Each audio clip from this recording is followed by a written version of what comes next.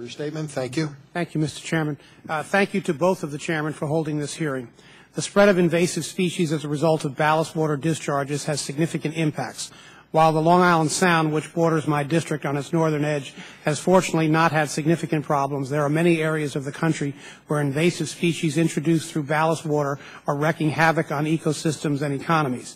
Consider the Great Lakes. Zebra mussels clog water intake pipes, impede recreational activities by accumulating on boats, docks, and buoys, and have a wide range of impacts on the Great Lakes native species. The states and federal government has spent 2 decades trying to control zebra mussels at an estimated cost of $500 million per year. The San Francisco Bay Area, where ocean-going ships from around the globe come into port, has the dubious distinction of being the most invaded aquatic ecosystem on Earth. The economic and environmental costs associated with invasive species are mind-boggling, as green crabs originally from the Black Sea feast on native shellfish, and Chinese mitten crabs weakens the levee system when it burrows into the banks. Thousands of other species also cost the state hundreds of millions of dollars a year in lost revenues and mitigation expenses. In short, controlling invasive species after they have been introduced through ballast water discharges is often difficult, if not impossible, and extremely costly.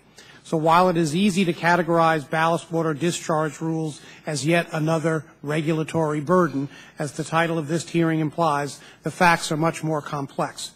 It's true that there are costs associated with ballast water controls, but the costs of doing nothing are much greater.